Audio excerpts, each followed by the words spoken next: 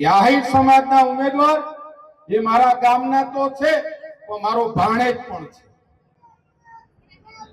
ભાણેજની જગ્યાએ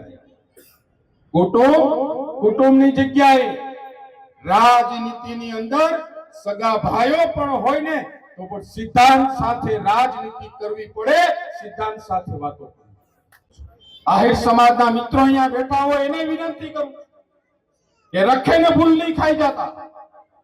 જાહેર મંચ ઉપરથી કહું છું કે કાલે તમે જો રખેને ભૂલ ખાધી, તમે કાલે વિશ્વાસ તોડ્યો, કાલે ભરોસો તોડ્યો તો તમે પણ તમારા માટે મારા દરવાજા બંધ થઈ જશે.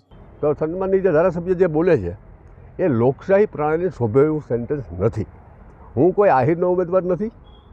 હું સર્વે લોકોના સન્માનથી અને સર્વે લોકોની લાગણીથી મારે વિના છૂટકે કોંગ્રેસ પાસે કોઈ કેન્ડિડેટ ન હોય એવા સંજોગોમાં મારે ઉમેદવારી કરવાની ફરજ પડી છે.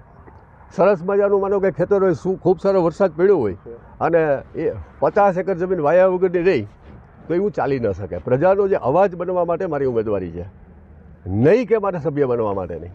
એવી રીતે જોઈએ તો આવા જવાબદાર માણસો, મોટા માણસો જે લોકશાહીના ખરેખર રખાવાળા હોવા જોઈએ, ધારાસભ્ય પાર્ટ ઓફ ધી ગવર્મેન્ટ, અને એવા માણસોનું આવું નિવેદન હોય એ ખરેખર મારું માથું પર શરમથી ઝૂકે એમ.